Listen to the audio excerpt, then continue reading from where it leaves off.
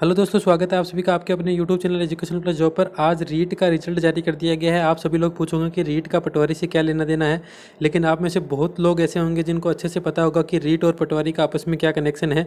रीट और जो एसआई की भर्ती है आप लोगों की पटवारी की भर्ती को बहुत ही ज़्यादा प्रभावित करने वाली है, क्योंकि जिन लोगों का रीट के अंदर सिलेक्शन हो जाएगा निश्चित तौर पर वो पटवारी के अंदर सिलेक्शन नहीं लेंगे, और एसआई के अंदर नंबर आने के बाद तो पटवारी में कौन ही आना चाहेगा।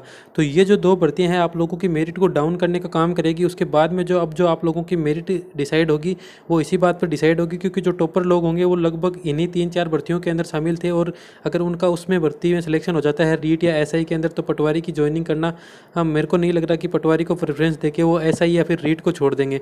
तो आप लोगों के लिए एक नई मेरिट लिस्ट जारी कर दी गई है।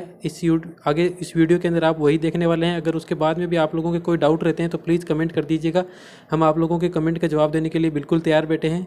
और वीडियो को अंत तक ज़रूर देखिए। चैनल पर पहली बार आए हैं तो प्लीज़ चैनल को सब्सक्राइब करके वीडियो को लाइक ज़रूर कीजिएगा। अगर वीडियो पसंद आती है तो वीडियो को शेयर ज़रूर करें। धन्यवाद। देखिए, एक चीज़ मैं आप लोगों को फिर से बता दूं कि जो कट ऑफ है वो बहुत ज़्यादा प्रभावित होने वाली है आप लोगों की रीट और एसआई की भर्ती की वजह से।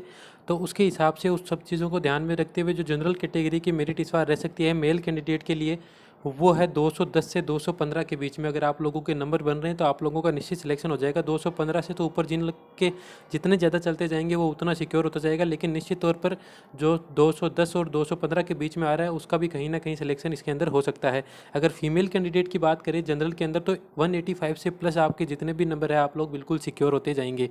उसके बाद में अपन बात करते हैं एससी कैटेगरी की। तो एससी कैटेगरी के अंदर मेल कैंडिडेट 180 180 से 185 के बीच में अगर कहीं पे भी है या फिर इनसे ऊपर नंबर बन रहे हैं तो वो बहुत ही अच्छी स्थिति के अंदर है। अभी वो अच्छी दौड़ के अंदर है कि उनका सिलेक्शन हो सकता है। अगर फीमेल कैंडिडेट की बात करें एससी कैटेगरी से तो 145 से लेकर 150 तक आप लोगों का सिलेक्शन जो है वो आसानी से हो जाएगा। उसके बाद में अगर अपन बात करें एसटी कैटेगरी की तो एसटी कैटेगरी के अंदर 170 मेल कैंडिडेट के लिए 170 से 175 आप लोगों के बीच में, इन नंबरों के बीच में अगर आप लोगों के नंबर बन रहे हैं तो बिल्कुल आसानी से आप लोगों का सिलेक्शन होने की पूरी उम्मीद है।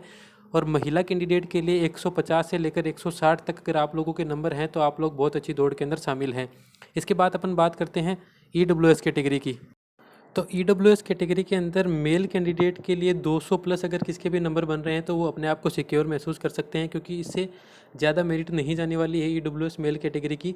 और जो फीमेल है वो 170 प्लस जिसके भी नंबर बन रहे हैं वो अपने आप को सिक्योर महसूस कर सकते हैं।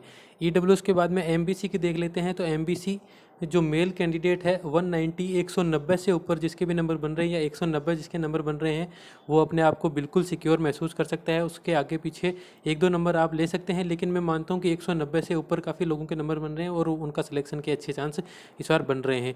एमबीसी के अंदर फीमेल की बात करें तो 160 160 के ऊपर जिसके भी नंबर बन रहे हैं वो अपने आप को बिल्कुल सिक्योर महसूस कर सकते हैं। इन सब के बाद में अपन बात करते हैं ओबीसी कैटेगरी की। तो ओबीसी को लेकर इस बार बहुत ही बड़ा संशय का मामला चल रहा है। कोई कह रहा है जनरल से भी ऊपर चली जाएगी ओबीसी की, क्योंकि सीटें कम है और ओबीसी की जो मेरिट है वो आजकल ऐसा ही देखने को जा रहा है कि जनरल के बिल्कुल बराबर रहती है। तो इस बार हो सकता है कि ओबीसी की मेरिट जनरल से ऊपर चली जाए, लेकिन ऐसा कुछ नहीं होने वाला है। हाँ, ये एक सच्चाई है कि जो अंतर है वो बहुत ही कम रहेगा। जिससे पिछली बार 196 और 193 था, बिल्कुल ठीक उसी प्रकार से इस बार भी 2 या 3 नंबर का अंतर रहने वाला है। तो जो हमारे सर्वे के हिसाब से जो ओबीसी मेल कैंडिडेट है उसकी जो फाइनल कट ऑफ रह सकती है वो 208 से 213 के बीच में रह सकती है। और जो फीमेल कैंडिडेट है उनकी जो फाइनल कट ऑफ है वो 180 प्लस अगर जिसके भी बन रहे हैं तो वो अपने सिलेक्शन को सिक्योर मानकर चल सकते हैं। देखिए, अब आगे जो कैटेगरी और बच जाती है जैसे कि विडो है या तलाकशुदा या एक्स सर्विसमैन है, इनकी कट ऑफ के बारे में अपन बात कर लेते हैं।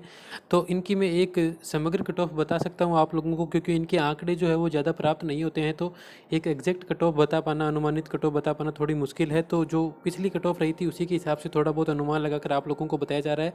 लेकिन मैंने बहुत से चैनल्स पर देखी है इन सभी कैटेगरीज के बारे में, तो लगभग वो यही कट ऑफ है जो वो बता सकते हैं। तो अपन इस पर विश्वास कर सकते हैं। तो जो विडो है वो 60 से 70 मार्क्स तक अगर उनके नंबर बन रहे हैं तो उनका सिलेक्शन इसके अंदर आसानी से हो जाएगा। 60 से 70 नंबर अगर उनके बन रहे हैं तो। और जो तलाकशुदा है वो 120 से 130 तक अपना सिलेक्शन मान सकते हैं। एक्स सर्विसमैन है तो उनका 70 से 80 के अगर बीच में उनके नंबर बन रहे हैं तो वो उनका आसानी से इसके अंदर नंबर आ सकता है। तो ये सारी कैटेगरी वाइज मैंने आप लोगों को कट ऑफ बता दी है। इसके बावजूद अगर आप लोगों को कोई डाउट रहता है तो आप लोग कमेंट करके उसके बारे में जानकारी ले सकते हैं। जैसा कि आप सभी लोगों को पता है कि मैं तुरंत आप लोगों को कमेंट के जवाब देता हूँ।